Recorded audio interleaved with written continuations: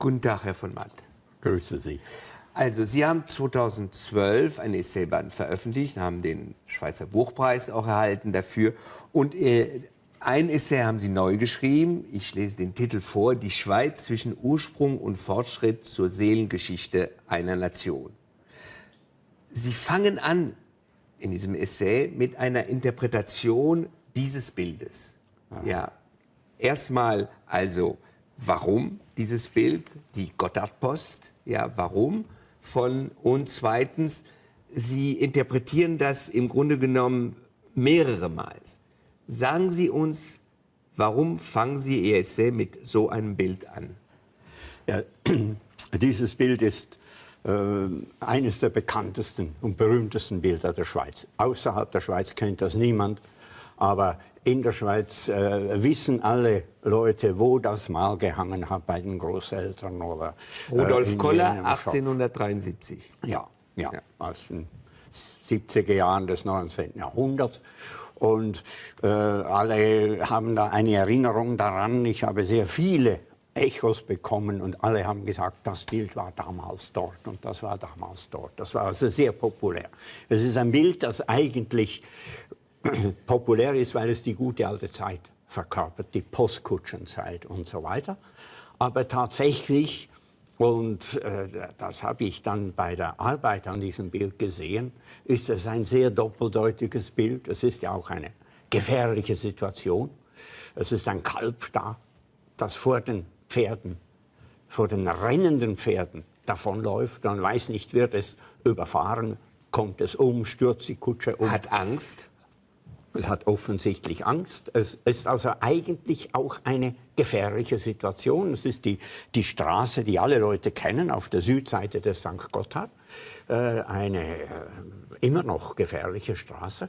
Und das hat mich fasziniert. Ich bin dann dem nachgegangen. Ich habe die Geschichte des Bildes untersucht. Das war schon erforscht, aber das musste man dann zusammentragen.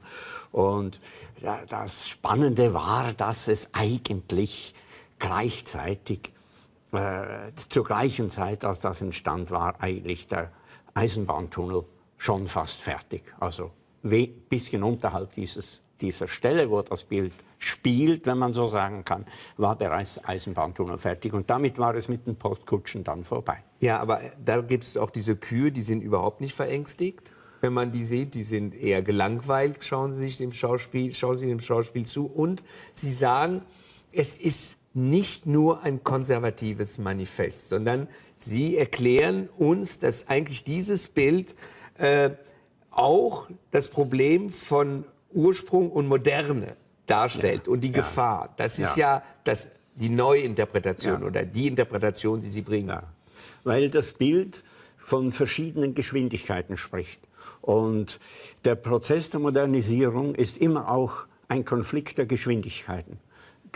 Konflikt zwischen dem Bestehenden, das langsam oder stehend ist, und zwischen dem Neuen, das als schnell, überstürzend erlebt wird. Und hier haben wir das, der Maler hat so etwas hier gemalt, obwohl man es eigentlich dann als das Gegenteil, nämlich als ein Zeugnis des einstigen Dauernden gelesen hat.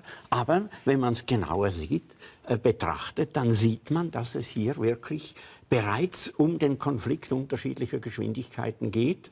Und die sind auch in der zeitgenössischen Theorie, bei Jakob Burckhardt zum Beispiel, wird darauf großes Gewicht gelegt. Dass die Veränderung der Geschwindigkeit in der Zivilisation, sagt Burckhardt, ist gleichzeitig ein fundamentales Krisensymptom. Gut, versuchen wir mal jetzt zur Schweiz zu kommen, um diese Entwicklung oder dieses Problem zwischen das Alte und das Neue mal ranzukommen, wie Sie es machen in Ihrem Aufsatz. Sie fangen dann mit Alfred von Haller, mit seinem Text Die Alpen, und sagen, das ist so irgendwie so ein Gründungsmythos oder ein Mythos der eigentlichen Schweiz. Und für Sie, das ist der Ausgangspunkt Ihrer Überlegungen über den Seelenzustand der Schweiz oder die Widersprüche. Alfred von Haller, 1730, wenn ich mich nicht irre. Albrecht heißt er. Albrecht, Entschuldigung. Ja, Albrecht, ja. passiert. Ja, gut, die Schweiz hat sich ja eigentlich immer von den Bergen her definiert, obwohl die Geschichte der Schweiz, die Wirklichkeit der Schweiz ist eine urbane Geschichte, eine Geschichte der Städte. Die Entwicklung, der Fortschritt, das Neue ist immer in den Städten geschehen und ist immer noch so. Aber zur Selbstverständigung der Schweiz gehörte das Bewusstsein, wir haben die Berge. Und die Berge sind ewig, die Berge sind unveränderlich. Auf den Bergen ist der ewige Schnee, da verändert sich nichts. Die ewigen Gletscher. Dieses Gefühl der Schweiz, etwas zu besitzen, das absolut unveränderlich, ewig und vollkommen ist, das gehörte sehr wesentlich zum Selbstbewusstsein. Und das ist natürlich inzwischen kollabiert. Ja, davon aber ist nichts mehr. Sie zitieren ja Haller, der sagt, versucht's, ihr Sterblichen, macht euer Zustand besser. Also er ist eigentlich, sagt, na, probier's mal, aber im Grunde genommen sagt er, es wird nicht klappen. Ja, nein, er sagt, die Hintergrundmeinung ist, versucht ihr Sterblichen, macht euren Zustand besser. Ihr werdet nichts finden, keinen Ort auf der Erde finden, in dem der Zustand der Menschen besser ist, als er jetzt in den Schweizer Bergen ist. Das war die große These von Haller. Und er hat gesagt, ich bin Wissenschaftler. Er war Wissenschaftler, war einer der berühmtesten Naturwissenschaftler des 18. Jahrhunderts. Und er hat gesagt, ich habe es gesehen, ich bin dort gewesen, ich bin Augenzeuge. Dort existiert noch das goldene Zeitalter. Das sagt er explizit. Ja, aber Sie sagen, dieser Naturwissenschaftler verfälscht die Realität. Ja, natürlich. Das ist eigentlich eine Illusion. Mythos des goldenen Zeitalters ist ein Fantasiebild. Ja, es ist ein Fantasiebild. Den Menschen ging es gar nicht so gut. Nein, ich meine, die Bevölkerung in den Alpen war arm. Die jungen Männer mussten auswandern, mussten in die Kriegsdienste, kamen verkrüppelt zurück. Die Kindersterblichkeit war hoch, die Nahrung war mangelhaft. Also das ging denen nicht gut. Aber Haller hat das antike Modell von Arkadien als ästhetisches Modell übernommen, hat es in die Mitte der Schweiz gesetzt, hat gesagt, so wie die Visionen der vollkommenen Gesellschaft bei den alten Römern und Griechen ausgesehen hatten, so ist es heute noch mitten in den Alpen. Das war sein Programm und das hat europäisch durchgeschlagen. Alle haben das geglaubt. Ja, Sie sagen sogar, dass Rousseau im Grunde genommen bei Haller irgendwie rekurriert hat. Ja, das ist aber von Haller nehmen Sie so diese Triade Natur, Vernunft, Freiheit. Ja. Das wäre im Grunde genommen die Mythos-Triade der Schweiz. Ja, also ich kann jetzt nicht sagen, das ist die Mythos-Triade der realen Schweiz. Nein. Aber das war die Offerte, die Haller gemacht hat. Und er hat diese Begriffe, noch bevor sie zu politisch brisanten Begriffen wurden in Paris oder in Amerika, hat er sie eigentlich ins Zentrum gerückt. Und das ist das Merkwürdige, weil man würde ja erwarten, im frühen 18. Jahrhundert würde das noch christlich überformt. Also das ist gleichzeitig ein gläubiges Volk und wie es im 19. Jahrhundert sich immer noch als gläubiges Volk verstanden, davon ist bei Haller keine Rede. Es ist eigentlich pagan, also ein Heidenvolk. Es kommt kein Priester vor und keine Kirche in diesem Bild.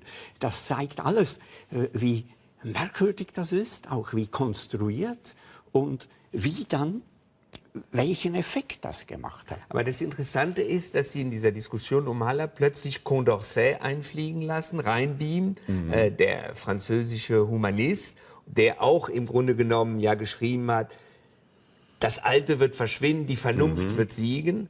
Sie sagen, naja, der ist ja auch guillotiniert worden. Ja, also lange hat die Vernunft keinen Bestand gehabt in der Französischen Revolution. Warum diese Gegenüberstellung von Condorcet und Haller da in dieser Entwicklung? Weil Condorcet in diesem Text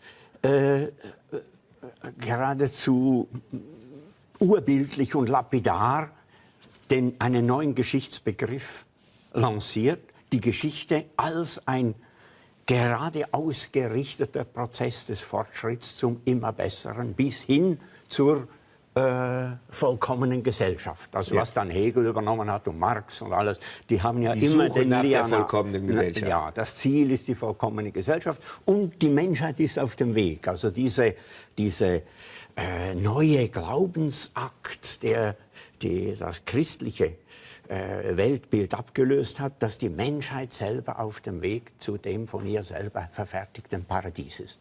Das wird von Condorcet skizziert. Und Haller ist insofern interessant, als er eigentlich von diesem Gedanken der Selbstverbesserung gestreift ist. Versucht, ihr Sterbliche, macht euren Zustand besser. Aber dann den Schluss zieht, aber geht in die Schweiz, dann seht ihr, dass es eigentlich die vollkommene Gesellschaft dort schon vorhanden ist. Und die Schweiz hat das dann sehr gern geglaubt und ganz Europa hat das geglaubt. Und Ihr Einwurf mit Condorcet, dass er im Grunde genommen diese positive Geschichtsphilosophie, der wurde ja zum Opfer gleich, indem er, wie gesagt, guillotiniert wurde. Also nicht lange konnte sein Optimismus mit ihm leben. Ja, gut, aber die Guillotine hat ihn ja nicht widerlegt. Also die Idee ist dadurch ja nicht vernichtet worden. Also die Idee hat ja dann das ganze 19. und noch das 20. Jahrhundert geprägt. Ja, aber da ist verankert etwas, wir kommen darauf, über den Menschen und die Widersprüche der Menschen, die die Geschichte machen. Wir gehen weiter. Sie gehen dann weiter, Sie gehen in Ihrem Essay weiter und kommen bei Gottfried Keller, der im Grunde genommen, sagen Sie, Gottfried Keller formuliert einen Riss in diesem Bild der schönen Schweiz. Der ist der Autor, der im Grunde genommen die Schweiz vielleicht realer sieht als zum Beispiel Haller. Ja, das stimmt ganz sicher, dass er eher realer sieht. Aber er ist natürlich einer Angehöriger einer späteren Generation. Er ist die Generation, die dann 1848 die neue Schweiz mit der neuen Verfassung gemacht hat, die amerikanische Verfassung kopiert und auf die Schweiz übertragen hat. Er ist ursprünglich der Vertreter des liberalen, fortschrittlich-liberalen Aufbruchs, der dann sehr rasch eben auch die Probleme, die Widersprüche dieses neuen Staates gesehen hat. Er hat gesehen, dass die Dynamik der Politik allein nicht den Staat bestimmt, sondern dass wir die Politik haben und daneben die Dynamik der Wirtschaft, die Dynamik der Ausbeutung der Natur und dass da Risse entstehen im Gesamtbild und dass dann Widersprüche entstehen, die müssen ausgehalten werden. Also da machen Sie so einen kleinen Exkurs erstmal, was ich spannend fand, ist, was ist konservativ und was ist modern.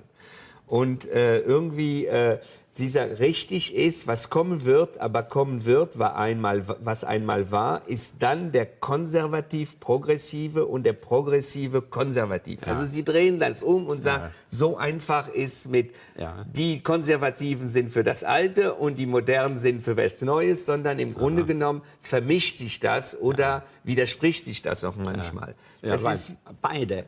Die sogenannten Fortschrittsparteien wie die sogenannten Bewahrungsparteien berufen sich ja immer auf ein Modell in der Vergangenheit. Ja. Auch die Französische Revolution hat sich auf die Römische Republik berufen. Man geht immer zurück und sagt, dort damals weit hinten, da gab es das Maß, das, was für uns immer noch der Maßstab ist. Und daran müssen wir uns messen. Und deshalb ist dieses Vorwärts heißt immer auch zurück zu. Und daraus kommt die Paradoxie jeder konservativen und jeder fortschrittlichen politischen Position. Ja, aber dann sagen Sie ja, wenn ein Land, dessen politische Fantasie aus jedem Alpenmärchen nährt, muss es unverweigerlich zu Konflikten zwischen Ursprungsvision und dem technischen Fortschritt kommen. Ja. Das ist für Sie jetzt im Grunde genommen das Problem der Schweiz. Man könnte sagen, nicht nur der Schweiz. Ja, ich meine, das ist sicher das Problem des Europas. Es ist das Problem jedes Landes, das mit der modernen Technik und Zivilisation und Wirtschaft verbunden ist. Und das Merkwürdige ist, da gibt es eben anthropologische Fakten dahinter, dass wir nur wissen, wer wir sind, wenn wir wissen, wer wir waren. Also, ich glaube, Odo Marquardt hat mal gesagt, Zukunft braucht Herkommen. Ja. Also, aber Herkunft braucht Zukunft. ja, Herkunft. Ja. Zukunft braucht Herkunft, das ist der Satz. Ja. Aber man kann es natürlich auch umkehren. Herkunft schafft Zukunft. Aber dieses paradoxe Verhältnis zu etwas, woran man sich hält und was gültig ist, das dann ermöglicht, das dann die Veränderung ermöglicht. Das sind diese Widersprüche, diese Verwicklungen, die dann in der täglichen Politik gar nicht wirklich durchdiskutiert werden. Aber das sind die Fallen, in die wir immer wieder trauen. Aber dann ist es interessant, denn dann überraschen Sie uns, mich, denn Sie machen aus Gottfried Keller den Urerzähler der Nachhaltigkeit. Sag, wenn ihr wissen wollt, woher das kommt, dann lest Gottfried Keller. Und mit seiner 1000-jährigen Eiche. Ja, die erste Erwähnung des Wortes Nachhaltigkeit im deutschen Wörterbuch der Brüder Grimm ist ein Zitat von Jeremias Gotthelf, also von einem Schweizer Schriftsteller aus dem 19. Jahrhundert. Es gibt in der Schweiz tatsächlich das Wort Nachhaltigkeit hatte damals nicht diese spezifische Bedeutung wie jetzt, aber es im Ungefähren schon. Und es gibt insbesondere in den Alpen diese Vorstellung, man muss aufpassen, was man in der Natur zerstört. Und das hängt primär mal zusammen mit den Lawinen, wo die Wälder, sind die Wälder, welche die Ortschaften vor den Lawinen schützen. Und diese Wälder, die darf man nicht verletzen, die darf man nicht ausbeuten, sonst kommt die Katastrophe. Das Bewusstsein, dass der Eingriff in die Natur tödlich sein kann für ganze Täler, Talschaften, Ortschaften, das ist einfach aus der Situation der Schweiz entstanden. Wurde aber auch, wie bei Gottfried Keller, der nicht in den Bergen gelebt hat, der kein Bergsteiger war und der eigentlich nie von den Bergen spricht. Aber er spricht immer von den Wäldern und spricht von den Wäldern da in der Gegend des Kantons Zürich und beschreibt dort, wie... Er findet eine Stadt, er findet eine Geschichte. Ja, und beschreibt, wie die Vernichtung von Wäldern dann eben auch sofort zu Konsequenzen führt, Einbruch von Stürmen und Überschwemmungen und so weiter. Also dieser Zusammenhang vom Eingriff in die Natur und Selbstzerstörung der Gesellschaft, das wird dort sehr deutlich gesagt. Aber er hat im Ansatz in der Geschichte, die Sie erzählen, ja fast eine politökonomische Erzählung über eben den Wert dieser Wälder, den Wert dieser Eiche, die Zerstörung der Eiche und damit der ökonomische Zusammenbruch, auch der damit zusammenhängt in seiner erfindeten Stadt, der Seldwyla. Ja, und das ist eine programmatisch-symbolische Szene, nicht? Die Zerstörung einer wunderbaren, uralten Eiche, die angeblich noch in die Römerzeit zurückgeht, was eher unwahrscheinlich ist. Aber er zeigt damit, dass es zum Selbstbewusstsein eines Staates, und für Keller lebte nach seinem Bewusstsein in einem ganz jungen Staat. Nicht? Die Schweiz war neu und neu geschaffen, neu geordnet. Und dass zum Selbstbewusstsein eines solchen Staates der Schutz der Natur gehört und der Schutz der Naturdinge und der nötigen und nützlichen Einrichtung, der bestehenden Einrichtung der Natur. Also diese kuriose Erfindung der Stadt Seldwyla, das sind ja alles faule Hunde, die Seldwyler. Ja. Also Gegend, man sagt immer, das sei der Inbegriff der Schweizer Spießbürger, das stimmt nicht. Die Schweizer Spießbürger sind die arbeiten von morgen bis abend und falls es sie gibt. Arbeiten sind Protestanten in der Mehrheit. Natürlich. Oder sind es ja die protestantische das hat Ethik. so was Vorkapitalistisches, dieses Seldwyla.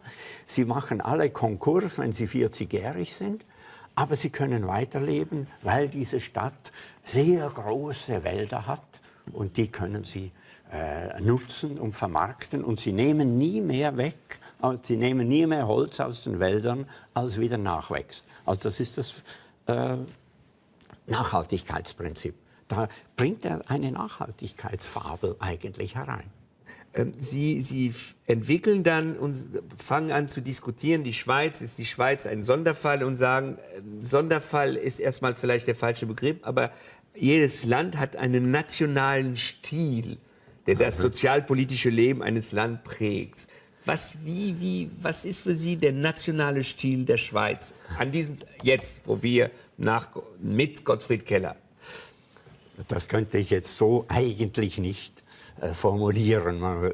Das hat mir gefallen, weil da kommt man, es stimmt. Dann versteht man, es gibt Unterschiede, obwohl sie alle im gleichen, sagen wir, ökonomischen System leben. Ja, es ist sicher nicht so, dass die Schweiz jetzt im Gegensatz zu allen anderen europäischen Ländern etwas ganz und gar Spezielles wäre. Jedes Land ist so unterschiedlich. Wenn Sie die europäischen Länder gegeneinander halten und überlegen, dann sehen Sie, die haben alle in einer Weise ein eigenes Gesicht, dass jedes Land eigentlich ein Sonderfall ist. Aber in der Schweiz gibt es natürlich bestimmte Gegebenheiten, die auffällig sind. Also die Schweiz hat ja, die neue Schweiz, sie wussten ja nicht, wie sie die Schweiz einrichten wollten. 1848 gab es einen Bürgerkrieg, vorher 47 Bürgerkrieg zwischen den Konservativen und den bürgerlich-liberalen Ständen. Die Liberalen haben gesiegt und wollten einen neuen Zentralstaat einrichten und wussten nicht, wie man das macht. Und dann kam einer der damaligen Intellektuellen, Troxler, und der hat gesagt, ja, das Einfachste wäre, wir übernehmen die Verfassung der USA.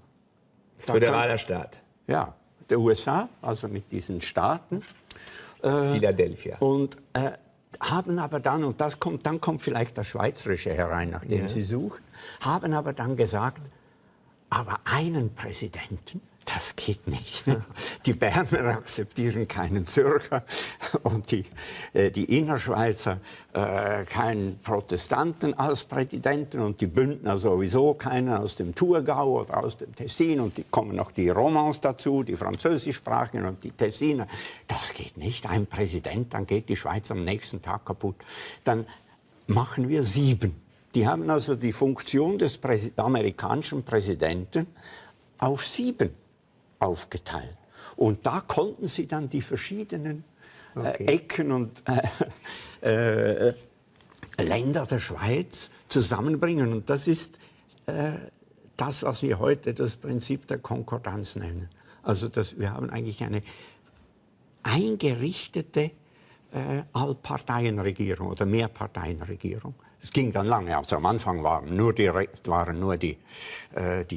Liberalen im Bundesrat. Das war jahrelang eigentlich eine Einparteienregierung, aber dann kamen mit der Zeit die katholisch-konservativen und damit viel später dann noch die Sozialdemokraten und eigentlich 100 Jahre nach der Gründung dieses neuen Staates wurde dann der Bundesrat sozusagen zu diesem Mix auch aus den verschiedenen Parteien. Und dann haben Sie eine für mich wieder überraschende Formulierung. Sie sagen, die Schweiz ist kein Sonderfall, sie hat nur eine Sonderfantasie. Also Fantasie von sich selbst, das ist das Besondere. Also wenn Sie wollen, das ist die Verlängerung der nationale Stil, ist, so habe ich es verstanden oder interpretiert, ist die Sonderfantasie. Ja, also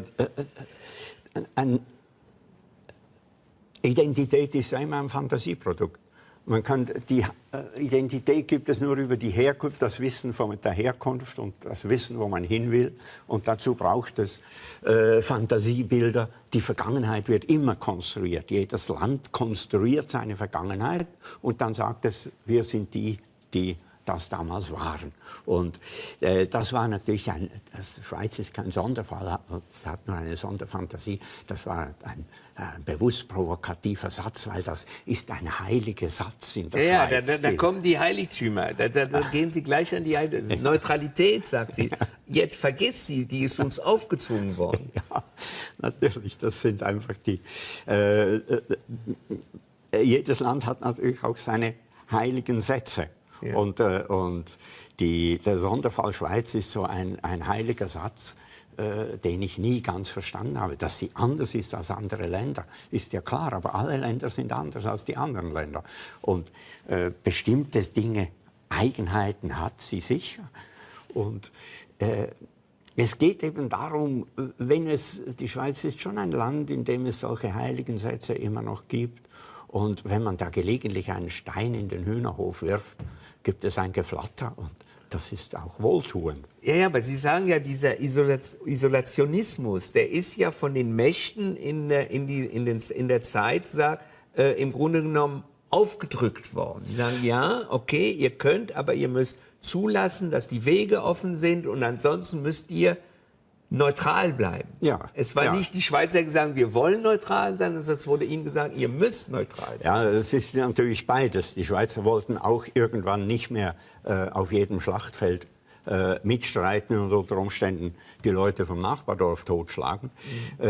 Aber die Neutralität der Schweiz als eine politische Strategie ist ebenso sehr, wahrscheinlich muss man es so sagen, ebenso sehr das Produkt der Politik der europäischen Nationalstaaten, wie es das Produkt des Staatswillens der Schweiz ist. Denn es ging ja um die Pässe.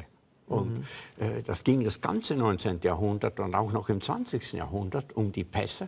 Und da war die Idee der Großmächte natürlich sehr rasch, wenn wir die Schweizer haben, die dazu schauen und die verpflichtet sind, uns über die Pässe zu lassen. Nicht, die dürfen uns die Pässe nicht sperren, dann ist das viel besser, als wenn wir Schlachten haben in den Alpen und jeder versucht, dem anderen die Pässe wegzunehmen. Und dann führen Sie ein etwas, was man lernt bei ihm, man lernt ja sehr viel, dass im Grunde genommen Goethe die erste Idee gehabt hat zu Wilhelm Tell. Die hat er praktisch Schiller übergeben, du siehst, Hologasse muss er kommen, ja, also mit den Pässen, aber das war eine ganz andere Geschichte bei Goethe. Ja, also das war schon die gleiche Geschichte eigentlich. Also Goethe, wie Schiller. Goethe hat zuerst diese alten Chroniken studiert, in denen diese Heldengeschichten überliefert sind. Und Schiller hat die dann auch studiert. Aber Schiller hatte im Kopf das Modell von Albrecht von Haller, dieses abgeschlossene Volk in den Bergen. So ist es. Und das wird von einem bösen Tyrannen unterdrückt. Und dann kommt ein Einzelgänger, ein Gemsjäger, der eigentlich immer nur in den Felsen herumklettert. Und der erlegt dann diesen Tyrannen und befreit die Schweiz. Eine wunderbare, balladeske Geschichte. Und Goethe, der hat auf einer seiner Schweizenreisen, kam in die Idee zu einem Epos, Wilhelm Tell, und er hat ja immer, wenn er gereist hat, hat er immer gedichtet im Kopf. Und er hat dann wochenlang dieses Epos ausformuliert. Da hätte er das wahrscheinlich aufschreiben können, den größten Teil davon. Und hat sich aber Tell, weil er die Schweiz kannte, weil er wusste, dass die Schweiz eigentlich das Land der Pässe ist, nicht das Land der einsamen Felsspitzen, hat er Tell als einen Lastenträger konzipiert, der über die Pässe geht. Also er hat sozusagen die wirtschaftliche Realität und auch die internationale Realität der Schweiz begriffen und hat ihn so konzipiert. Und Schiller hat das dann nicht interessiert. Er war auch gar nie hier. Und das wurde dann auch effektvoller, denn Goethe hätte nie einen solchen Knaller wie Schiller hätte Goethe nicht zustande gebracht. Ich kann mich erinnern, als ich 14 oder 15 war, habe ich einen großen Streit mit meiner Deutschlehrerin gehabt über Wilhelm Tell, weil ich gesagt habe, das ist ein schlechter Vater. Ein guter Vater riskiert nicht so das Leben seines Sohns mit dem Apfel. Also ich war ganz empört. Das war auch für Schiller ein großes Problem. Und er diskutiert das ja auch, weil seine Frau ihm genau diesen Vorwurf macht. Es hätte es das nie tun dürfen. Ja, und für Schiller war das natürlich die tragische Situation, die ihn gereizt hat. Er muss um des Schicksals aller anderen willen, muss diesen Schuss tun. Und dann kommen Sie nach diesen Entwicklungen zu einem politischen Diskurs, wo Sie im Grunde genommen eine andere wichtige Coup der Schweiz angreifen, nämlich angelehnt an Alexis de Tocqueville über die Demokratie, sagen Sie plötzlich, wir müssen aufpassen, die Mehrheit hat nicht immer recht. Und Sie sagen, damit greifen Sie an diese heilige Kuh des Volksentscheids. Denn die Mehrheit setzt Recht, sagen Sie, aber sie hat nicht immer Recht. Ja, das sind diese heiligen Sätze. Nicht wahr? Das Volk soll bestimmen, denn der Wille des Volkes ist gewissermaßen der Wille Gottes, der hat recht. Das ist natürlich ein rousseauistisches Klischee, nicht wahr, dass der Mensch ist eigentlich an sich gut. Ja, das ist so diese positive... Ja, und die Mehrheit der Menschen muss also das Richtige sein. haben. Ja. Und das ist natürlich Blödsinn, weil jeder politische Entscheid ist ein Zufallsentscheid. Und in der Demokratie sagt nicht das Volk, was recht ist, sondern aus dem Volk wird von Fall zu Fall eine Mehrheit gebildet und die bestimmt dann, was jetzt gilt, von jetzt an. Und in der Schweizer Geschichte gibt es ungezählte, für uns sehr wichtige Dinge, die von diesem Volk, von der Mehrheit 3, 4, 5 Mal über Generationen hin immer wieder abgelehnt wurden, bis sie dann endlich kamen. Das Frauenstimmrecht oder die hinterlassene Altersversicherung, alles, das wurde immer zuerst abgelehnt, abgelehnt, abgelehnt. Das ist ja das Faszinierende an der Demokratie, dass sie eben auch diesen Spielcharakter hat mit den Mehrheiten und dass man das nicht sakralisieren darf. Sie sagen ja, Sie sprechen ja von der Souveränität des Volkes gegenüber der Souveränität der Menschheit. Was das auch immer ist. Wer definiert, was ist Souveränität? Sag ich so etwas? Ja, das ist so ein Satz, und das übernehmen Sie von Tocqueville. Das übernehmen er.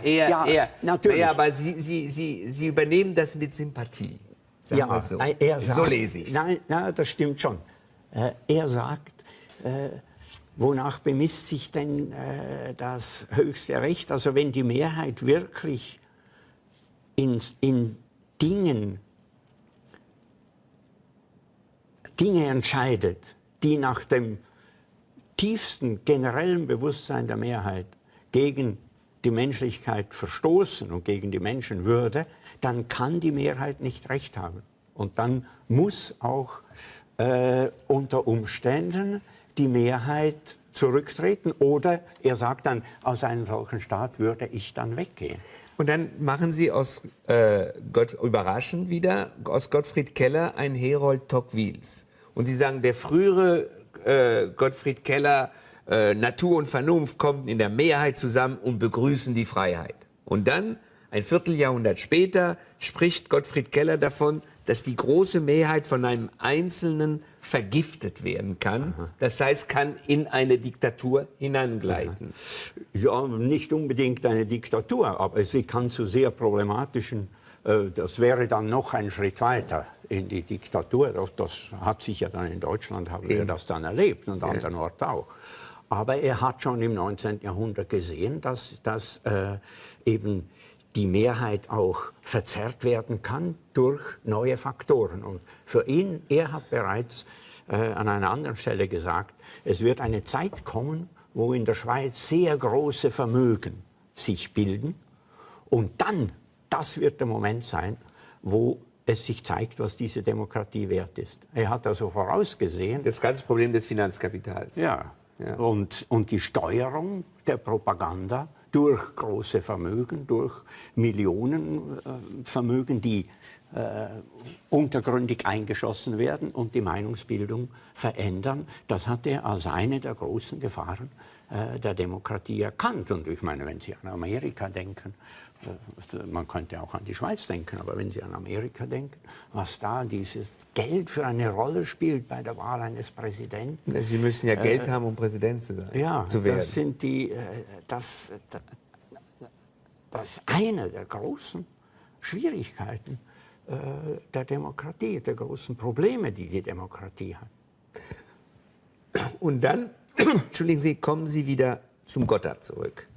In diesen ganzen Entwicklungen und sagen, der Einklang von Ursprung und Fortschritt als nationalen Traum, Sinnbild ist immer wieder der Gotthard. Und jetzt sagen Sie, das ist der Gotthardtunnel. Also am Anfang haben wir schon davon, ja, das ist so ungefähr, ja, der Schweiz neuen Stolz. Ja, das Interessante daran ist, dass dieses Unternehmen des neuesten Gotthardtunnels, des NEAT-Tunnels, der ja riesig ist und der wieder ein europäisches Projekt ist eigentlich, nur einen Sinn macht im europäischen Kontext. Für die Schweiz brauchen wir den nicht. Ja, so viel, ja, klar. Dass das wiederum mit diesem Gotthard verbunden ist.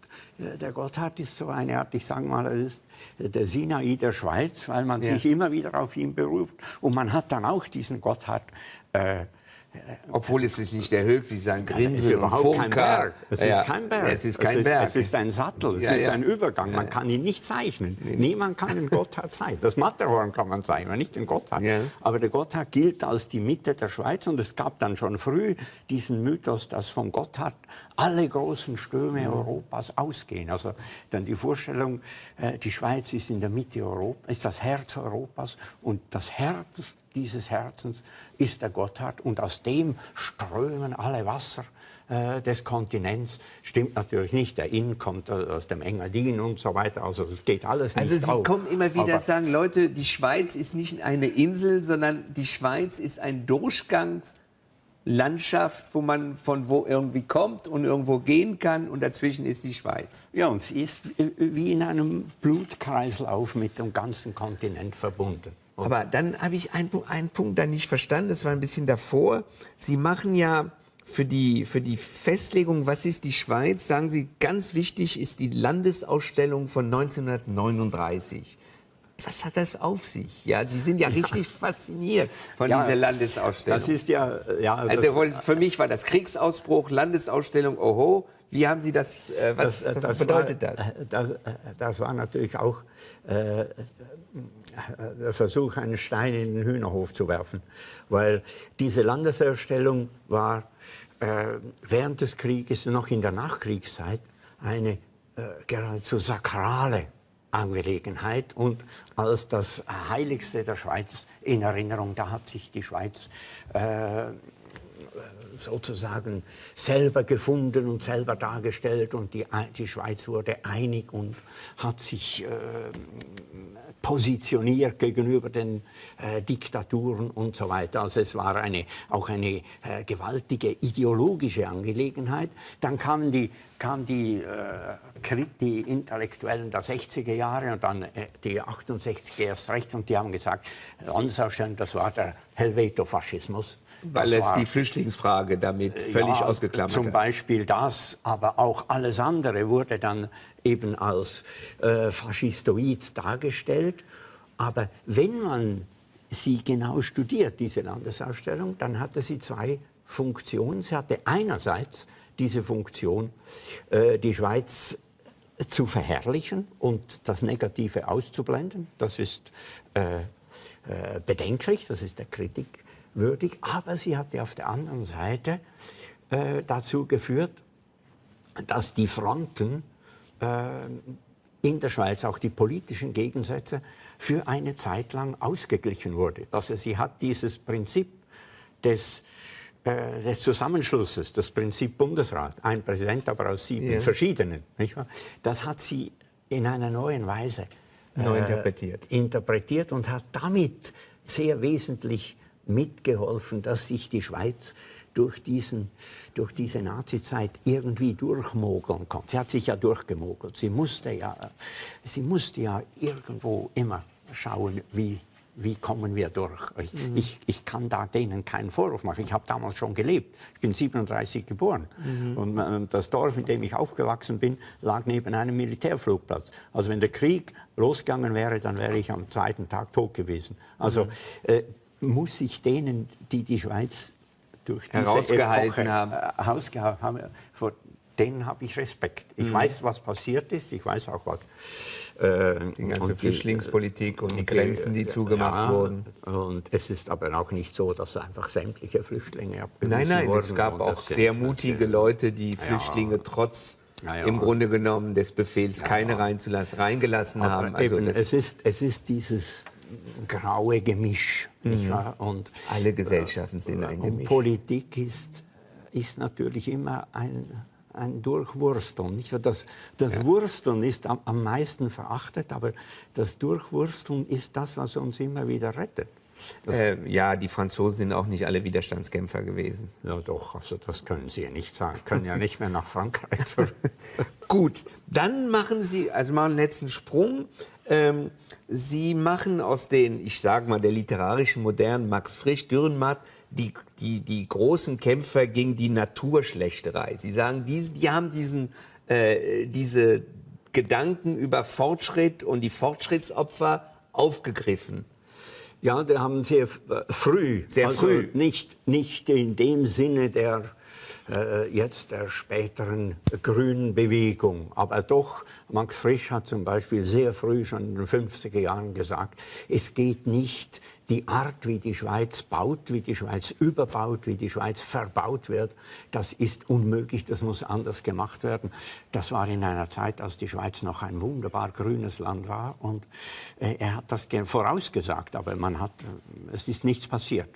Die Schweiz ist, ich weiß nicht, ob Sie zum Fenster rausschauen, wenn Sie durch die Schweiz fahren, aber Sie sehen heute, das schweizerische Mittelland ist zugepflastert. Das ist weitgehend zugepflastert. Das ist eine ganz furchtbare Katastrophe. Und weil sie so langsam kommt, wird das immer nur teilweise realisiert. Aber man hat viel zu spät angefangen, dagegen etwas zu tun. Und jetzt gibt es wirklich in der Bevölkerung Aufstände dagegen, aber auf der anderen Seite sind die wirtschaftlichen Interessen. Sie sprechen immer die diskreten Finanziers. Sie haben so verschiedene Begriffe und führen so langsam ein, ja, die Machtübernahme des Finanzkapitals über die Schweiz. Ja. Ja, das spielt eine Rolle. Und wenn Sie denken, jetzt, wenn wir wieder zu den Alpen zurückkehren, von denen Sie am Anfang gesprochen haben. Sie am Anfang.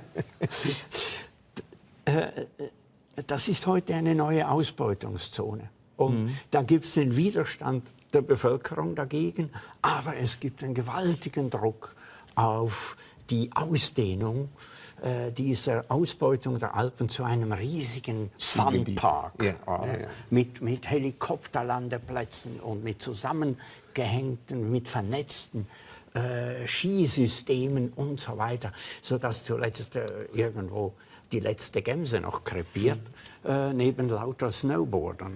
Und Sie sagen, mit Dürrenmatt und Frisch ist aber die Fortschrittskritik ist auch als ätzende Ironie. Da kommt eine ganze Ironie da drin, während früher das kam gewichtiger daher. Ja gut, also das sind diese zwei Schriftsteller, die haben ja noch ganz andere Probleme gehabt. Für beide war die Ökologie eigentlich nicht das Hauptproblem. Sondern Frisch hatte sehr intensive Knatsch-Probleme und hat die auch in einer hinreißend komödiantischen Weise verwirklicht. Und Dürrenmatt hat immer von den letzten Fragen der Menschheit her gedacht. Oder das, na gut, aber das ist so eine Angst im Grunde genommen, dass die Entwicklung, der Fortschritt uns in eine bestimmte Katastrophe führt. Ja, und die haben schon, diese beiden großen Autoren, bahnbrechenden Autoren, haben dann eben auch Raum geschaffen für die nachfolgende Generation. Da kam dann eine durchaus ökologische Generation, auch von Autoren, die dann noch viel gezielter ökologisch gedacht und argumentiert hat. Und dann prägen Sie im Grunde genommen dann ein Bild der Intellektuellen oder der Schriftsteller aus der Schweiz, die sind nicht geerdet nur, sondern sind Wanderer zwischen den Welten. Ja? Sozusagen, sie gehen und kommen so wie ein Perpetuum mobile. Und das macht ihre Stärke. Die Fähigkeit, auch von außen auf die Schweiz zu gucken und von der Schweiz auf außen zu gucken. Es ist ja ganz interessant, dass die wahrscheinlich schöpferischste Handlungssituation in der Schweizer Literatur ist immer der Mann, der ins Ausland ging und zurückkehrt. Und der Moment an der Grenze, wo er die Grenze überschreitet oder zurückkommt, wo er aus dem Bewusstsein der Welt konfrontiert ist mit der Realität des Landes. Und diese Spannungssituation, die hat zu den besten Romanen und Theaterstücken der Schweiz geführt. Und das ist der Beweis dafür, dass die Schweizer Literatur eigentlich eine Literatur der Ausschweifenden und Zurückkehrenden ist. Obwohl Sie vermerken, dass die Flüchtlinge selten im Grunde genommen Thema der Schweizer Literatur sind. Ja, es taucht auf. Es kommt taucht auf, immer aber wieder Sie auf, aber vermerken nicht in schon- dem Maße, in dem es vielleicht am Platz wäre. Aber auf der anderen Seite muss man sagen, die Schweiz, auch die Schweizer Politik, die Entwicklung der Schweiz, der Republik, der Schweizerischen Republik, ist wesentlich auch durch Leute aus Deutschland vorangetrieben worden. Die kamen hierher und wurden sofort aktiv und aktivistisch und haben mitgemacht, haben publizistisch, Zschocke zum Beispiel, Freund von Kleist, publizistisch gewirkt, politisch gewirkt. Die Schweiz hat immer Leute aufgenommen und hat sie dann auch, zum Teil hat sie dann wieder fortgeschickt, aber zum Teil hat sie dann wirken lassen. Aber der Stoffwechsel zwischen der Schweiz und Europa, der ist so intensiv und der ist so konstitutiv für dieses Land, dass man das einfach zur Kenntnis nehmen muss und nicht durch andere heilige Sätze Glauben Sie, einfach glauben verstellen Sie, darf. dass die Auseinandersetzung, die es im Moment gibt, ja über das Bankgeheimnis und so weiter zwischen Europa oder einzelne Europastaaten und der Schweiz, glauben Sie, dass das grundsätzlich das Verhältnis der Schweiz mit Europa verändern wird? Sieht man Dinge ein oder wird man isolationistischer? Es kommt ja nicht darauf an, was die Schweizer denken, wenn es das Verhältnis der Schweiz zu Europa betrifft. Das sind historische Prozesse. Das ist ein riesiger geschichtlicher Prozess. Da können Sie dazu das denken oder jenes denken. Was die Geschichte produziert, produziert sie ohnehin. Und diese ganze hysterische Debatte über das Bankgeheimnis und die Schwarzgelder und all das, das ist ja auch ein europäischer Prozess. Das sehen Sie, wenn Sie die Zeitung lesen. Das wird in allen Ländern genau gleich diskutiert. Natürlich. Das ist eine Mutation des internationalen Banksystems, was die Schweizer Banken gemacht haben. Die Schweizer Banken sind ja nicht die Schweiz. Und Ja, die Schweiz, richtig, völlig richtig. Die Schweizer definieren sich nicht von den Banken her. Sondern Dann von den schon eigenen. eher von den Gemsen, aber Ja. sicher nicht von den Gamsen. Sie sagen Ja. nicht, ich bin Schweizer, wir haben die UBS. Das sagt keiner. Da würde sich sofort verkriechen, wenn Ihnen solcher Satz Trotzdem entgleiten haben es würde. die Banken oder haben die Banker geschaffen, zu sagen, zum Schweizer nationalen Stil gehört festgemauert das Bankgeheimnis. Ja, das ist halt ein historischer Prozess, wurde in den 30er Jahren eingeführt. Da hat es auch Gründe dafür gegeben, die gar nicht so negativ waren. Es ging um den Schutz von Vermögen. Und dann galt das so auch als ein liberales Prinzip. Der Staat soll nicht jederzeit einfach seine Nase in jedes Sparbüchlein stecken können. Und dann haben aber natürlich die Banken oder einzelne Banken gemerkt, was man damit mit diesem Bankgeheimnis auch machen kann. Und mit der Zeit hat dann jeder zweite Halunke von Diktator hat Millionen hier deponiert. Und das ist dann, das Von wurde Diktator, von Drogenschmuggler, also ja. viele haben da Und, davon profitiert. Und da haben natürlich dann auch, da gab es auch unterschiedliche Generationen von Bankern und das hat dann zu dieser Explosion geführt. Aber man muss schon wissen, die Schweizer Banken sind schon unmittelbar nach dem Krieg ins Blickfeld, scharfe kritische Blickfeld, zum Beispiel der Amerikaner gekommen. Wegen dem jüdischen, Goldhandel mit dem dem Nationalsozialismus. Sie musste sich dort mit vielen Millionen freikaufen und ist dann aber, weil der Kalte Krieg ausbrach, ist sie gewissermaßen geschont worden. Es gab eine Schonfrist bis 1998. Kaum waren die zwei Blöcke, war der Kalte Krieg vorbei. Da kam das mit den nachrichtenlosen Vermögen. Und die Banken haben das nicht vorausgesehen. Der Bundesrat hat das geahnt, ist zu den Banken gegangen und hat gesagt, passt auf, da kommt etwas auf euch zu. Die haben gesagt, das ist alles dummes Zeug. Sie enden Ihr Buch mit einer witzigen Geschichte. Sie sagen aber, das Wichtigste, was sehr gut über die Schweiz, wenn jemand über die Schweiz schreibt, muss gar nicht immer in der Schweiz gelebt haben. Und Sie geben das Beispiel von einem Erzähler, dessen Name ich jetzt Sterchi, der nach Kanada ausgewandert hat und in Kanada im Grunde genommen ein Buch über Emmental, Bern und eine roten Kuh geschrieben hat. Ja. Und Sie sagen, seht ihr, man kann die Schweiz im Kopf haben, ohne eigentlich in der Schweiz zu sein. Ja.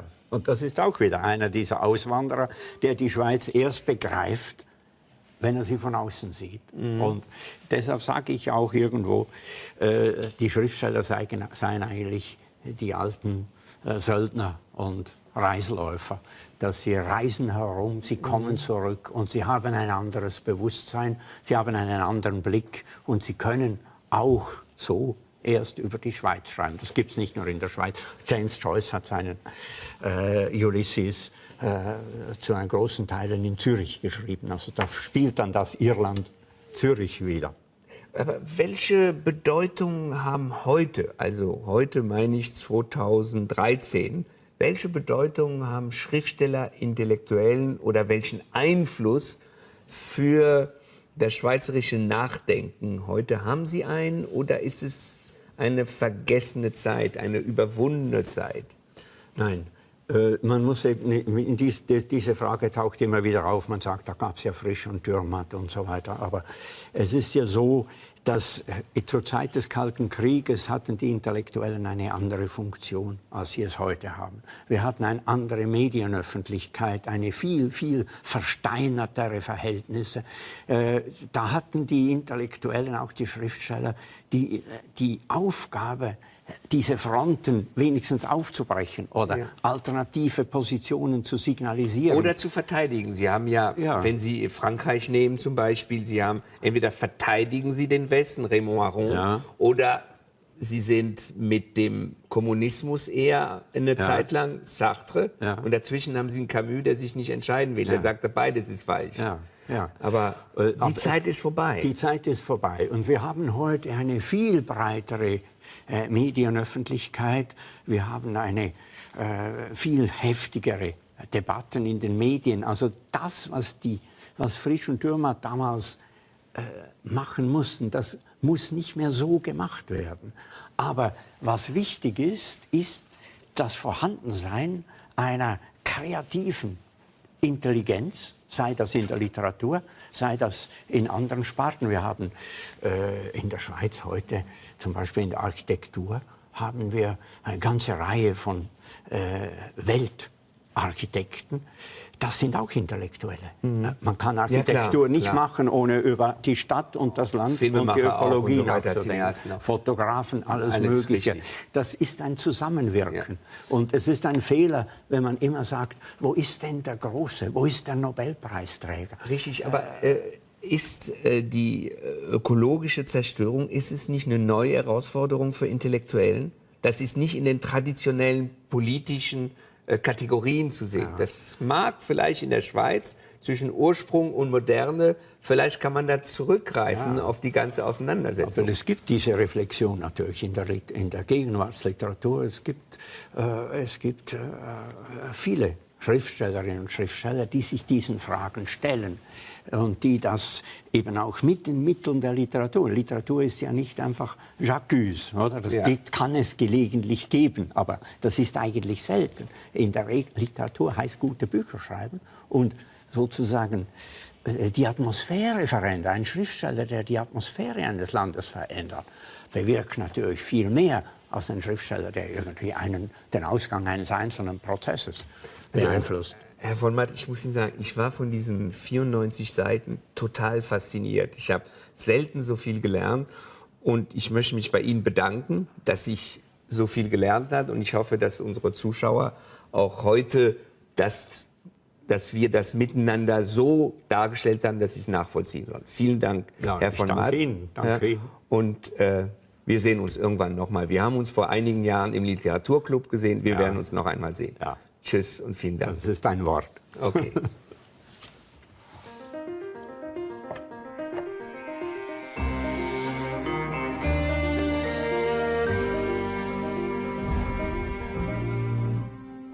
Der Kalte Krieg ausbrach, ist sie gewissermaßen geschont worden. Es gab eine Schonfrist bis 1998. Kaum waren die zwei Blöcke, war der Kalte Krieg vorbei. da kam das mit den nachrichtenlosen Vermögen. Und die Banken haben das nicht vorausgesehen. Der Bundesrat hat das geahnt, ist zu den Banken gegangen und hat gesagt, passt auf, da kommt etwas auf euch zu. Die haben gesagt, das ist alles dummes Zeug.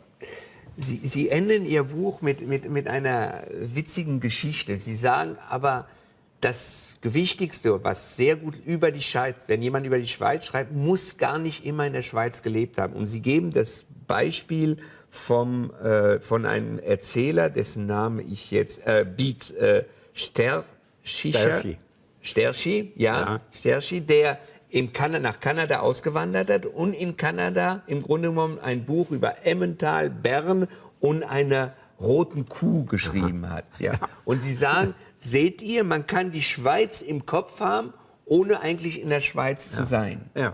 Und das ist auch wieder einer dieser Auswanderer, der die Schweiz erst begreift, wenn er sie von außen sieht. Und deshalb sage ich auch irgendwo, die Schriftsteller seien eigentlich die alten Söldner und Reisläufer, dass sie reisen herum, sie kommen zurück und sie haben ein anderes Bewusstsein, sie haben einen anderen Blick und sie können auch so erst über die Schweiz schreiben. Das gibt es nicht nur in der Schweiz. James Joyce hat seinen Ulysses zu einem großen Teil in Zürich geschrieben. Also da spielt dann das Irland Zürich wieder.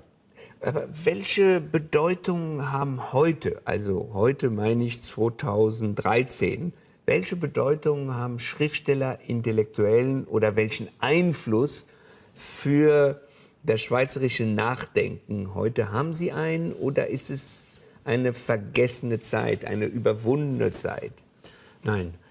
Man muss eben, diese Frage taucht immer wieder auf. Man sagt, da gab es ja Frisch und Dürrenmatt und so weiter. Aber es ist ja so, dass zur Zeit des Kalten Krieges hatten die Intellektuellen eine andere Funktion, als sie es heute haben. Wir hatten eine andere Medienöffentlichkeit, eine viel, viel versteinertere Verhältnisse.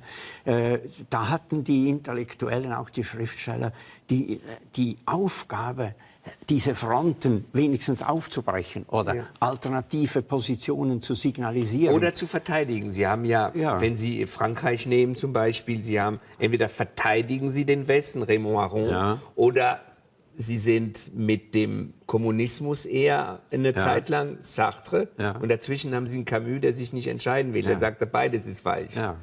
Aber die Zeit ist vorbei. Die Zeit ist vorbei und wir haben heute eine viel breite, ist dadurch ja nicht vernichtet worden. Also die Idee hatte ja dann das ganze 19. und noch das 20. Jahrhundert geprägt. Ja, aber da ist verankert etwas, wir kommen darauf über den Menschen und die Widersprüche der Menschen, die die Geschichte machen.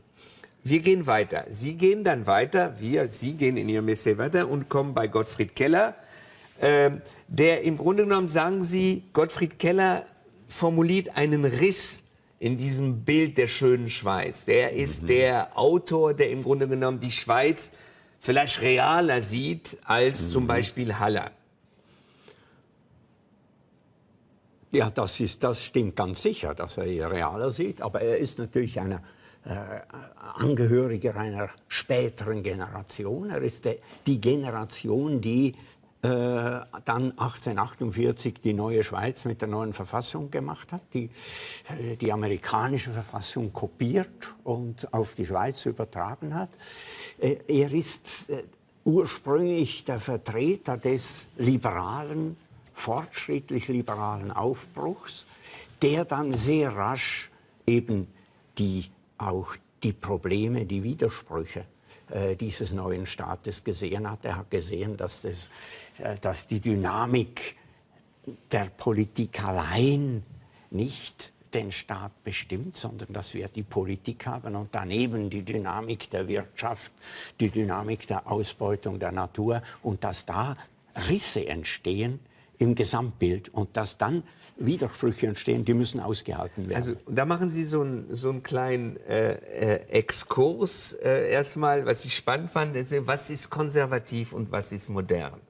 Und irgendwie Sie sagt, richtig ist, was kommen wird, aber kommen wird, was einmal war, ist dann der konservativ-progressive und der progressive-konservativ. Also Sie drehen das um und sagen, so einfach ist mit, die Konservativen sind für das Alte und die Modernen sind für was Neues, sondern im Grunde genommen vermischt sich das oder widerspricht sich das auch manchmal. Ja, Das ist beide. Die sogenannten Fortschrittsparteien wie die sogenannten Bewahrungsparteien berufen sich ja immer auf ein Modell in der Vergangenheit. Ja. Auch die Französische Revolution hat sich auf die Römische Republik berufen. Man geht immer zurück und sagt, dort damals weit hinten, da gab es das Maß, das, was für uns immer noch der Maßstab ist. Und daran müssen wir uns messen. Und deshalb ist dieses Vorwärts heißt immer auch zurück zu. Und daraus kommt die Paradoxie jeder konservativen und jeder fortschrittlichen politischen Position. Ja, aber dann sagen Sie ja, wenn ein Land, dessen politische Fantasie aus jedem Er hat auf einer seiner Schweizer Reisen kam ihm die Idee zu einem Epos, Wilhelm Tell, und er hat ja immer, wenn er gereist hat, hat er immer gedichtet im Kopf. Und er hat dann wochenlang dieses Epos ausformuliert. Da hätte er das wahrscheinlich aufschreiben können, den größten Teil davon. Und hat sich aber Tell, weil er die Schweiz kannte, weil er wusste, dass die Schweiz eigentlich das Land der Pässe ist, nicht das Land der einsamen Felsspitzen, hat er Tell als einen Lastenträger konzipiert, der über die Pässe geht. Also er hat sozusagen die wirtschaftliche Realität und auch die internationale Realität der Schweiz begriffen und hat ihn so konzipiert. Und Schiller hat das dann nicht interessiert. Er war auch gar nie hier. Und das wurde dann auch effektvoller, denn Goethe hätte nie einen solchen Knaller wie Schiller hätte Goethe nicht zustande gebracht. Ich kann mich erinnern, als ich 14 oder 15 war, habe ich einen großen Streit mit meiner Deutschlehrerin gehabt über Wilhelm Tell, weil ich gesagt habe, das ist ein schlechter Vater. Ein guter Vater riskiert nicht so das Leben seines Sohns mit dem Apfel. Also ich war ganz empört. Das war auch für Schiller ein großes Problem. Und er diskutiert das ja auch, weil seine Frau ihm genau diesen Vorwurf macht. Er hätte es das nie tun dürfen. Und für Schiller war das natürlich die tragische Situation, die ihn gereizt hat. Er muss um des Schicksals aller anderen willen, muss diesen Schuss tun. Und dann kommen Sie nach diesen Entwicklungen zu einem politischen Diskurs, wo Sie im Grunde genommen eine andere wichtige Coup der Schweiz angreifen, nämlich angelehnt an Alexis de Tocqueville über die Demokratie, sagen Sie plötzlich, wir müssen aufpassen, die Mehrheit hat nicht immer recht. Und Sie sagen, damit greifen Sie an diese heilige Kuh des Volksentscheids. Denn die Mehrheit setzt Recht, sagen Sie, aber sie hat nicht immer Recht. Ja, das sind diese heiligen Sätze. Das Volk soll bestimmen, denn der Wille des Volkes ist gewissermaßen der Wille Gottes, der hat Recht. Also das ist natürlich ein rousseauistisches Klischee. Dass der Mensch ist an sich gut. Ja, das ist so diese positive... Ja, und die Mehrheit der Menschen muss also das Richtige. Und das ist natürlich Blödsinn, weil jeder politische Entscheid ist ein Zufallsentscheid. Und in der Demokratie sagt nicht das Volk, was Recht ist, sondern aus dem Volk wird von Fall zu Fall eine Mehrheit gebildet und die bestimmt dann, was jetzt gilt, von jetzt an. Und jetzt, wenn wir wieder zu den Alpen zurückkehren, von denen Sie am Anfang gesprochen haben. Sie am Anfang. Das ist heute eine neue Ausbeutungszone. Und da gibt es den Widerstand der Bevölkerung dagegen, aber es gibt einen gewaltigen Druck auf die Ausdehnung dieser Ausbeutung der Alpen zu einem riesigen Funpark mit Helikopterlandeplätzen und mit zusammengehängten, mit vernetzten Skisystemen und so weiter, sodass zuletzt irgendwo die letzte Gemse noch krepiert, neben lauter Snowboardern. Und Sie sagen, mit Dürrenmatt und Frisch ist aber die Fortschrittskritik ist auch als ätzende Ironie. Da kommt eine ganze Ironie da drin, während früher das kam gewichtiger daher. Ja gut, also das sind diese zwei Schriftsteller, die haben ja noch ganz andere Probleme gehabt. Für beide war die Ökologie eigentlich nicht das Hauptproblem. Sondern Frisch hatte sehr intensive Knatschsum-Probleme und hat die auch in einer hinreißend komödiantischen Weise verwirklicht. Und Dürrenmatt hat immer von den letzten Fragen der Menschheit her gedacht. Oder das, na gut, aber das ist so eine so eine Angst im Grunde genommen, dass die Entwicklung, der Fortschritt uns in eine bestimmte Katastrophe führt. Ja, und die haben schon, diese beiden großen Autoren, bahnbrechenden Autoren, haben dann eben auch Raum geschaffen für die nachfolgende Generation. Da kam dann eine durchaus ökologische Generation, auch von Autoren, die dann noch viel gezielter ökologisch gedacht und argumentiert hat. Und dann prägen Sie im Grunde genommen dann ein Bild der Intellektuellen oder der Schriftsteller aus der Schweiz, das sind eigentlich die sind nicht geerdet nur, sondern sind Wanderer zwischen den Welten, ja. Sozusagen, sie gehen und kommen so wie ein Perpetuum mobile. Und das macht ihre Stärke. Die Fähigkeit, auch von außen auf die Schweiz zu gucken und von der Schweiz auf außen zu gucken.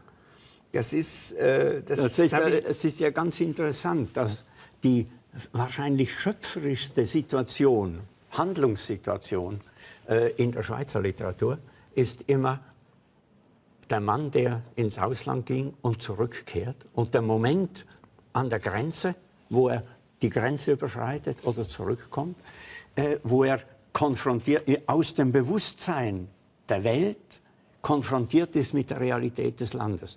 Und diese Spannungssituation, die hat zu den besten Romanen und Theaterstücken der Schweiz geführt. Und das ist der Beweis dafür, tue Dinge unter nötigen und nützlichen Einrichtung, der bestehenden Einrichtung der Natur. Also diese kuriose Erfindung der Stadt Seldwyla, das sind ja alles faule Hunde, die Seldwyler. Ja. Also Gegend, man sagt immer, das sei der Inbegriff der Schweizer Spießbürger, das stimmt nicht.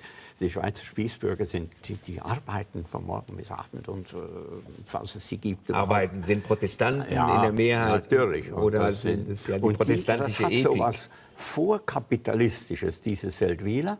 Sie machen alle Konkurs, wenn sie 40-jährig sind. Aber sie können weiterleben, weil diese Stadt sehr große Wälder hat.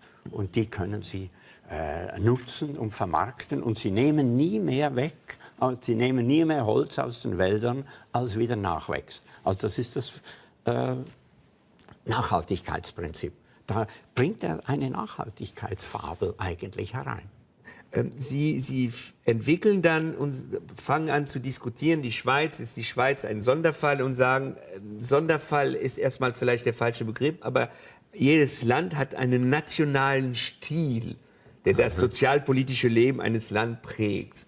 Was ist für Sie der nationale Stil der Schweiz an diesem jetzt, wo wir mit Gottfried Keller? Das könnte ich jetzt so eigentlich nicht formulieren. Das hat mir gefallen, weil da kommt man, es stimmt, dann versteht man, es gibt Unterschiede, obwohl sie alle im gleichen, sagen wir, ökonomischen System leben. Ja, es ist sicher nicht so, dass die Schweiz jetzt im Gegensatz zu allen anderen europäischen Ländern etwas ganz und gar Spezielles wäre. Jedes Land ist so unterschiedlich. Wenn Sie die europäischen Länder gegeneinander halten und überlegen, dann sehen Sie, die haben alle in einer Weise ein eigenes Gesicht, dass jedes Land eigentlich ein Sonderfall ist. Aber in der Schweiz gibt es natürlich bestimmte Gegebenheiten, die auffällig sind. Also die Schweiz hat ja, die neue Schweiz, sie wussten ja nicht, wie sie die Schweiz einrichten wollten. 1848 gab es einen Bürgerkrieg, vorher 47 Bürgerkrieg zwischen den Konservativen und den bürgerlich-liberalen Ständen. Die Liberalen haben gesiegt und wollten einen neuen Zentralstaat einrichten und wussten nicht, wie man das macht. Und dann kam einer der damaligen Intellektuellen, Droxler, und der hat gesagt, Ja, das Einfachste wäre, wir übernehmen die Verfassung der USA. Föderaler Staat. Ja, der USA, also mit diesen Staaten. Philadelphia. Und haben aber dann, und dann kommt vielleicht das Schweizerische herein, nachdem Sie suchen, haben aber dann gesagt, aber einen Präsidenten, das geht nicht. Die Berner akzeptieren keinen Zürcher. Alpen, diese Vorstellung, man muss aufpassen, was man in der Natur zerstört. Und das hängt primär mal zusammen mit den Lawinen, wo die Wälder, sind die Wälder, welche die Ortschaften vor den Lawinen schützen. Und diese Wälder, die darf man nicht verletzen, die darf man nicht ausbeuten, sonst kommt die Katastrophe. Das Bewusstsein, dass der Eingriff in die Natur tödlich sein kann für ganze Täler, Talschaften, Ortschaften, das ist einfach aus der Situation der Schweiz entstanden. Wurde aber auch, wie bei Gottfried Keller, der nicht in den Bergen gelebt hat, der kein Bergsteiger war und der eigentlich nie von den Bergen spricht.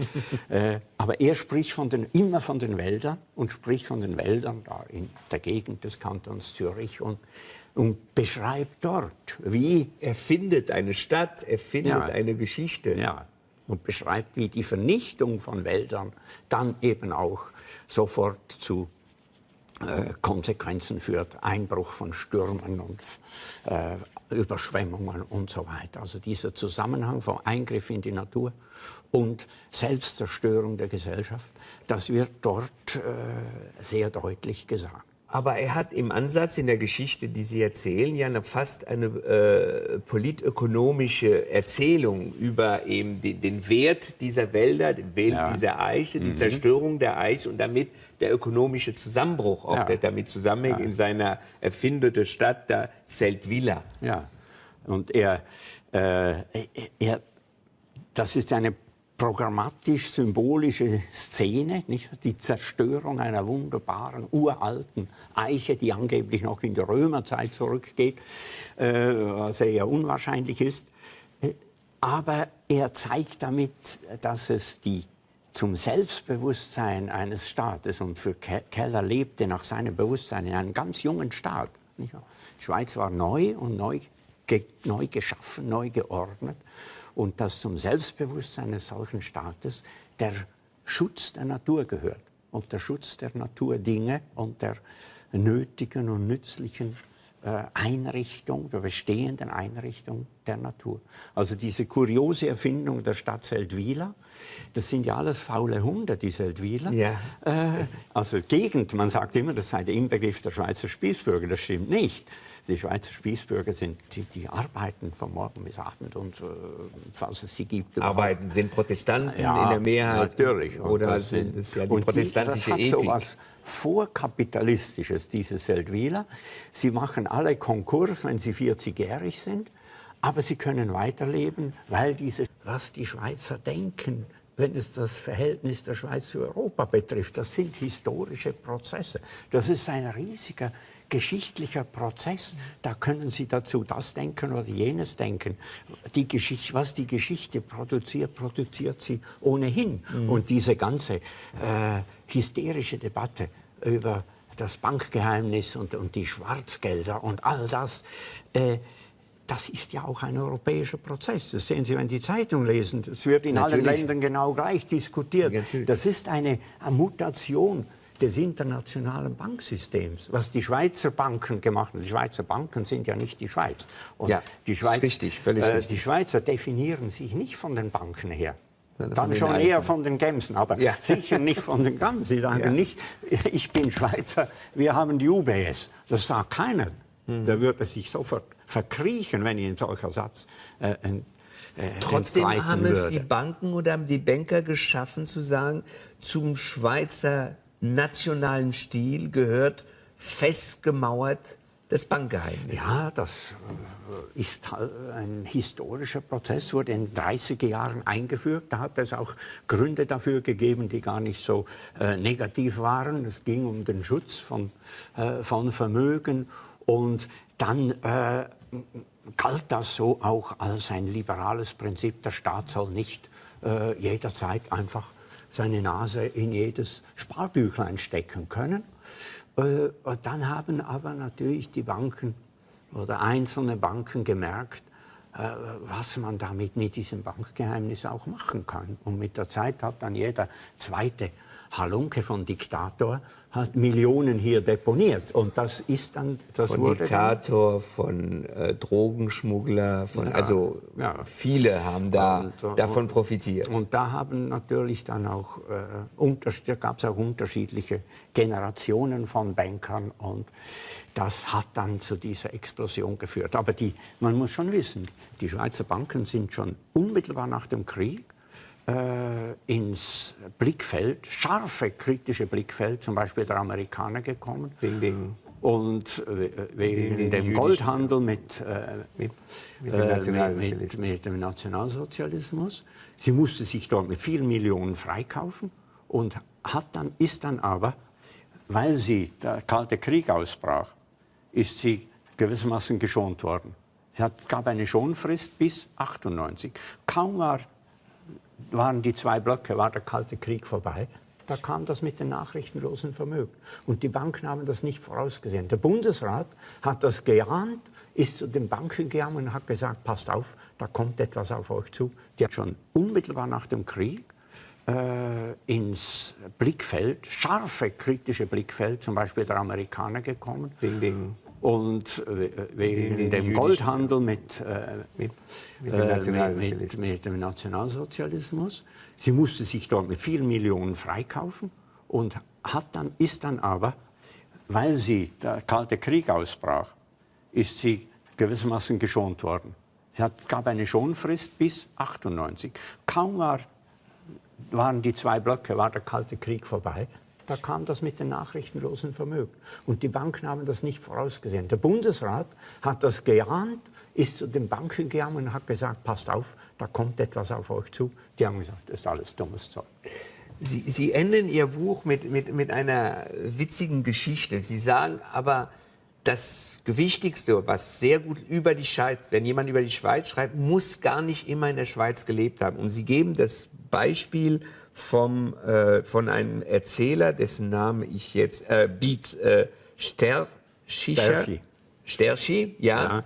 der nach Kanada ausgewandert hat und in Kanada im Grunde genommen ein Buch über Emmental, Bern und eine roten Kuh geschrieben hat. Ja. Und Sie sagen, seht ihr, man kann die Schweiz im Kopf haben, ohne eigentlich in der Schweiz zu sein. Ja. Und das ist auch wieder einer dieser Auswanderer, der die Schweiz erst begreift, wenn er sie von außen sieht. Und deshalb sage ich auch irgendwo, die Schriftsteller seien eigentlich die alten Söldner und Reisläufer, dass sie reisen herum, sie kommen zurück und sie haben ein anderes Bewusstsein, sie haben einen anderen Blick und sie können auch so erst über die Schweiz schreiben. Das gibt es nicht nur in der Schweiz. James Joyce hat seinen Ulysses zu einem großen Teil in Zürich geschrieben. Also da spielt dann das Irland Zürich wieder.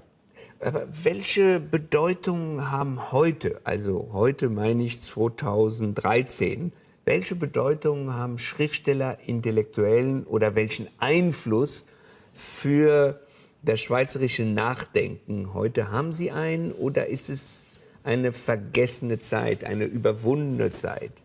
Nein. Man muss eben, diese Frage taucht immer wieder auf. Man sagt, da gab es ja Frisch und Dürrenmatt und so weiter. Aber es ist ja so, dass zur Zeit des Kalten Krieges hatten die Intellektuellen eine andere Funktion, als sie es heute haben. Wir hatten eine andere Medienöffentlichkeit, eine viel, viel versteinertere Verhältnisse.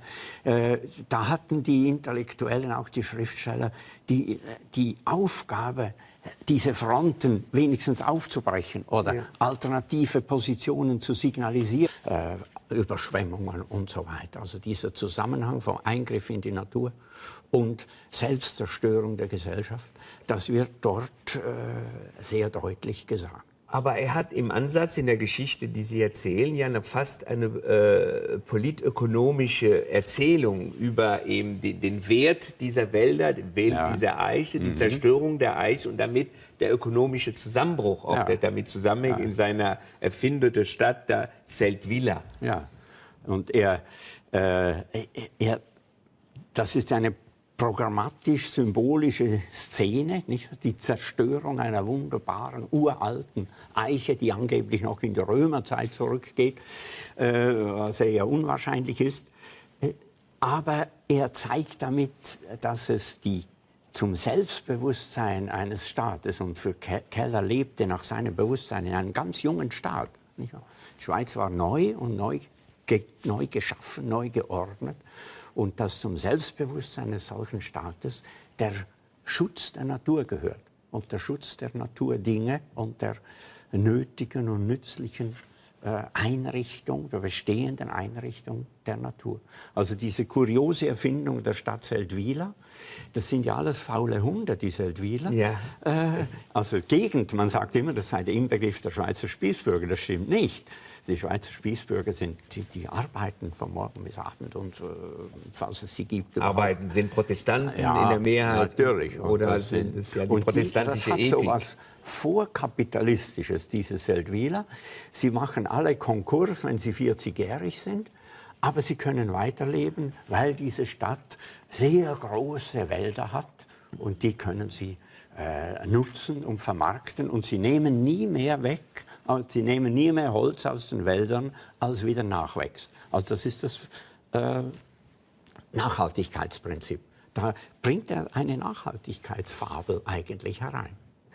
Sie entwickeln dann und fangen an zu diskutieren, ist die Schweiz ein Sonderfall und sagen, Sonderfall ist erstmal vielleicht der falsche Begriff, aber jedes Land hat einen nationalen Stil, der das sozialpolitische Leben eines Landes prägt. Was ist für Sie der nationale Stil der Schweiz an diesem jetzt, wo wir mit Gottfried Keller? Das könnte ich jetzt so eigentlich nicht formulieren. Das hat mir gefallen, weil da kommt man, es stimmt, dann versteht man, es gibt Unterschiede, obwohl sie alle im gleichen, sagen wir, ökonomischen System leben. Ja, es ist sicher nicht so, dass die Schweiz jetzt im Gegensatz zu allen anderen europäischen Ländern etwas ganz und gar Spezielles wäre. Jedes Land ist so unterschiedlich. Wenn Sie diese positive Geschichtsphilosophie, der wurde ja zum Opfer gleich, indem er, wie gesagt, guillotiniert wurde. Also nicht lange konnte sein Optimismus mit ihm leben. Ja, gut, aber die Guillotine hat ihn ja nicht widerlegt. Also die Idee ist dadurch ja nicht vernichtet worden. Also die Idee hat ja dann das ganze 19. und noch das 20. Jahrhundert geprägt. Ja, aber da ist verankert etwas, wir kommen darauf, über den Menschen und die Widersprüche der Menschen, die die Geschichte machen. Wir gehen weiter. Sie gehen dann weiter, Sie gehen in Ihrem Essay weiter und kommen bei Gottfried Keller, der im Grunde genommen, sagen Sie, Gottfried Keller formuliert einen Riss in diesem Bild der schönen Schweiz. Der ist der Autor, der im Grunde genommen die Schweiz vielleicht realer sieht als zum Beispiel Haller. Ja, das stimmt ganz sicher, dass er eher realer sieht, aber er ist natürlich einer Angehöriger einer späteren Generation. Er ist die Generation, die dann 1848 die neue Schweiz mit der neuen Verfassung gemacht hat, die amerikanische Verfassung kopiert und auf die Schweiz übertragen hat. Er ist ursprünglich der Vertreter des liberalen, fortschrittlich-liberalen Aufbruchs, der dann sehr rasch eben auch die Probleme, die Widersprüche dieses neuen Staates gesehen hat. Er hat gesehen, dass die Dynamik der Politik allein nicht den Staat bestimmt, sondern dass wir die Politik haben und daneben die Dynamik der Wirtschaft, die Dynamik der Ausbeutung der Natur und dass da Risse entstehen im Gesamtbild und dass dann Widersprüche entstehen, die müssen ausgehalten werden. Also da machen Sie so einen kleinen Exkurs erstmal, was ich spannend fand, was ist konservativ und was ist modern. Und irgendwie Sie sagen, richtig ist, was kommen wird, aber kommen wird, was einmal war, ist dann der konservativ-progressive und der progressive-konservativ. Also Sie drehen das um und sagen, so einfach ist mit, die Konservativen sind für das Alte und die Modernen sind für was Neues, sondern im Grunde genommen vermischt sich das oder widerspricht sich das auch manchmal. Ja, Das ist beide. Die sogenannten Fortschrittsparteien wie die sogenannten Bewahrungsparteien berufen sich ja immer auf ein Modell in der Vergangenheit. Auch die Französische Revolution hat sich auf die Römische Republik berufen. Man geht immer zurück und sagt, dort damals weit hinten, da gab es das Maß, das, was für uns immer noch der Maßstab ist. Und daran müssen wir uns messen. Und deshalb oder einzelne Europastaaten und der Schweiz. Glauben Sie, dass das grundsätzlich das Verhältnis der Schweiz mit Europa verändern wird? Sieht man Dinge ein oder wird man isolationistischer? Es kommt ja nicht darauf an, was die Schweizer denken, wenn es das Verhältnis der Schweiz zu Europa betrifft. Das sind historische Prozesse. Das ist ein riesiger geschichtlicher Prozess. Da können Sie dazu das denken oder jenes denken. Was die Geschichte produziert, produziert sie ohnehin. Und diese ganze hysterische Debatte über das Bankgeheimnis und die Schwarzgelder und all das, das ist ja auch ein europäischer Prozess. Das sehen Sie, wenn Sie die Zeitung lesen. Das wird in allen Ländern genau gleich diskutiert. Das ist eine Mutation des internationalen Banksystems, was die Schweizer Banken gemacht haben. Die Schweizer Banken sind ja nicht die Schweiz. Und die Schweiz, richtig, völlig richtig. Die Schweizer definieren sich nicht von den Banken her. Dann schon eher von den Gemsen, aber sicher nicht von den Gamsen. Sie sagen nicht, ich bin Schweizer, wir haben die UBS. Das sagt keiner. Da würde sich sofort verkriechen, wenn Ihnen ein solcher Satz trotzdem haben es die Banken oder haben die Banker geschaffen, zu sagen, zum Schweizer nationalen Stil gehört festgemauert das Bankgeheimnis. Ja, das ist ein historischer Prozess, wurde in den 30er Jahren eingeführt. Da hat es auch Gründe dafür gegeben, die gar nicht so negativ waren. Es ging um den Schutz von Vermögen und dann galt das so auch als ein liberales Prinzip. Der Staat soll nicht jederzeit einfach seine Nase in jedes Sparbüchlein stecken können. Und dann haben aber natürlich die Banken oder einzelne Banken gemerkt, was man damit mit diesem Bankgeheimnis auch machen kann. Und mit der Zeit hat dann jeder zweite Halunke von Diktator hat Millionen hier deponiert. Und das ist dann... von Diktator, von Drogenschmuggler, viele haben davon profitiert. Und da haben natürlich dann auch, gab es auch unterschiedliche Generationen von Bankern und das hat dann zu dieser Explosion geführt. Aber man muss schon wissen, die Schweizer Banken sind schon unmittelbar nach dem Krieg ins Blickfeld, scharfe kritische Blickfeld, zum Beispiel der Amerikaner gekommen. Wegen dem Goldhandel mit dem Nationalsozialismus. Sie musste sich dort mit vielen Millionen freikaufen und ist dann aber, weil der Kalte Krieg ausbrach, ist sie gewissermaßen geschont worden. Sie hat eine Idee gehabt dazu, Wilhelm Tell. Die hat er praktisch Schiller übergeben. Du siehst, Hologasse muss er kommen. Ja, also mit den Pässen. Aber das war eine ganz andere Geschichte bei Goethe. Ja, also das war schon die gleiche Geschichte eigentlich. Also Goethe, wie Schiller. Goethe hat zuerst diese alten Chroniken studiert, in denen diese Heldengeschichten überliefert sind. Und Schiller hat die dann auch studiert. Aber Schiller hatte im Kopf das Modell von Albrecht von Haller, dieses abgeschlossene Volk in den Bergen. So ist es. Und das wird von einem bösen Tyrannen unterdrückt und dann kommt ein Einzelgänger, ein Gemsjäger, der eigentlich immer nur in den Felsen herumklettert. Und der erlegt dann diesen Tyrannen und befreit die Schweiz. Das ist eine wunderbare, balladeske Geschichte. Und Goethe, der hat auf einer seiner Schweizer Reisen kam ihm die Idee zu einem Epos, Wilhelm Tell, und er hat ja immer, wenn er gereist hat, hat er immer gedichtet im Kopf. Und er hat dann wochenlang dieses Epos ausformuliert. Da hätte er das wahrscheinlich aufschreiben können, den größten Teil davon. Und hat sich aber Tell, weil er die Schweiz kannte, weil er wusste, dass die Schweiz eigentlich das Land der Pässe ist, nicht das Land der einsamen Felsspitzen, hat er Tell als einen Lastenträger konzipiert, der über die Pässe geht.